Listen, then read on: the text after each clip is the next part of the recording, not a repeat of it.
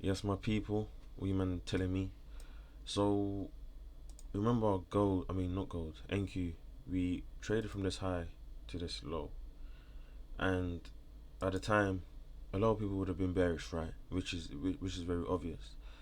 However, you have to understand that between this low and this high, everything inside of this is just internal structure, right? So we had our first internal flip here. We had our second one over here. So right now, what should I be looking for then? I should be looking for longs based off prices pulling back internally. So that means price is bullish. And bearing in mind, this is the 1 hour chart. So I should be looking for longs. Just simple as.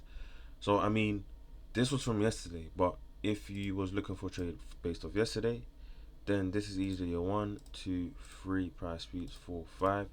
Look how we rejected off the 200 SMA very nicely. And this ends up being SBS model 1, where you get a nice SBS and obviously price pushes up. I mean, you could also have that as your 1, this as your 2, obviously that's your 3, 4, 5, and obviously price pushes up. But this was yesterday. So when we now go down to a 5 minute chart, sorry, what should I be looking for? I should be looking for longs based off what structures show me on my 1 hour chart. That I should be looking for longs. So when I went down to my 5 minute, we can actually see how, if we're looking at structure, what have we been doing? So we took out this high, ended up taking out the low, ended up taking out this high. So now we are trading between this low and I don't know the high yet. So we're trading between this low here, but I don't know what the high is yet. So one select price play out. Okay, so we can see how price is very, very bullish. And if I draw up my fib from this low to this current high, we can see how price is just very, very bullish. And when I go down to my 1 minute time frame, we actually do have areas where price might want to tap, sweep, and flip. So in this case here, if it was on the charts quite early, not early but fairly early, then this is your 1, this is your 2, this is your 3, price sweeps 4, 5. Of course, I'm just showing this in the background. If you draw my fib from this low to this high, we have clearly tapped the 618 and price has pushed up. You can also see how this is a IB. So now you're going to put your stop below that, and you can target yourself a 2R, and obviously 2R hits there. Before I'm even looking for that IB, I need price to tap into an area of interest, and we clearly get that from this last down up movement. Because if this was the MSB from here, where's the last down up movement? It is this area here. So we can clearly see, guys, price has tapped into an area of interest, and we've had a nice reaction pushing back higher. And again, now what have you done? We've created another MSB. So now what do I do here? I look for things that's going to help me get in. 1, 2, 3, obviously 4, 5.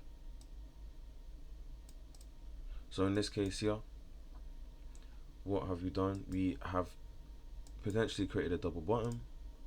Bang, bang, bang, bang, and price has pushed up. We can see in terms of entry models, this is my last, I mean, if you want to be picky, this is my last down movement, yeah, but we have a lot of wicks that are contained. If we're looking to our left, even this wick's contained. So I mean, depending on me, I could use the CSS from this high to this low. But then would this be ideal? Not necessarily, but some people might take this where you have a stop at the low of that, and you've already been tagged in. You can also see how you have basically SPS combo, where this is basically your 1, this is your 2, this is your 3, 4, 5. So even now, instead of now having just to wait for price to now tag you out, if we now just drag this fib, instead of now trying to get tagged in there,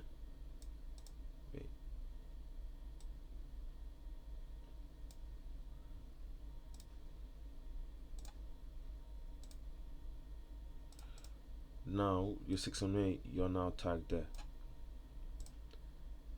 See that?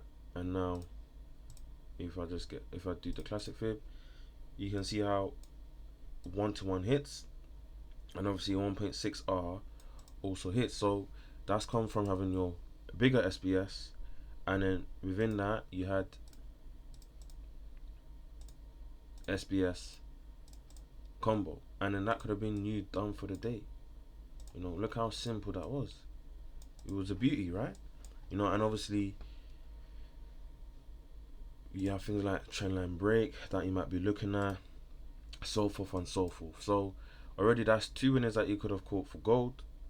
And then when you let price play out, we've now liquidated these lows. We have failed to take out this high, and it's not the end of the world, because you understand that if you just go back to my 5-minute time frame, we have a bigger zone where price might want to tap into, and then obviously make its way back higher. So again, if I drop my fib from this low,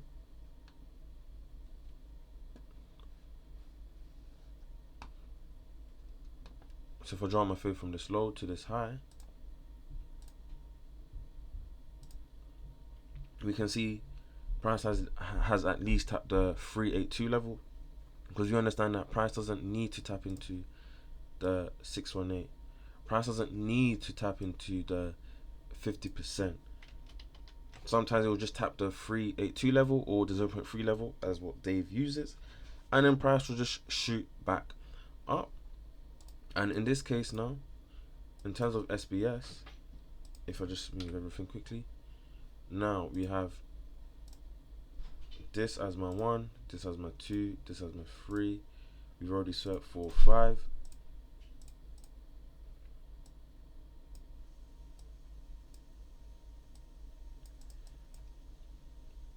And then if we just zoom out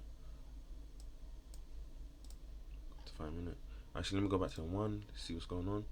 So now you can see on the 1-minute, what do we end up doing? We end up creating a double bottom. See that? Mine will not be the cleanest, but look, up, down, up, create a double bottom. We respected the 200 SMA.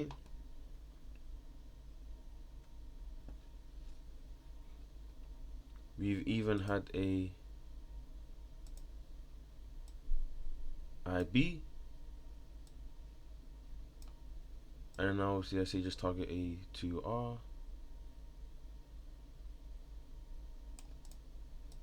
That is potentially, we've had a trendline break as well, by the way.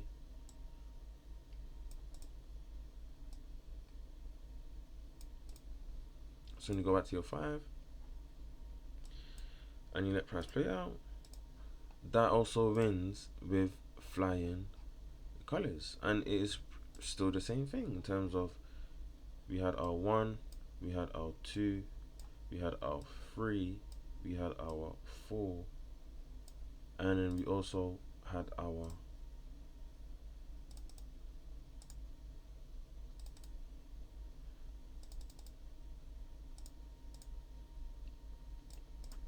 we also had our 5.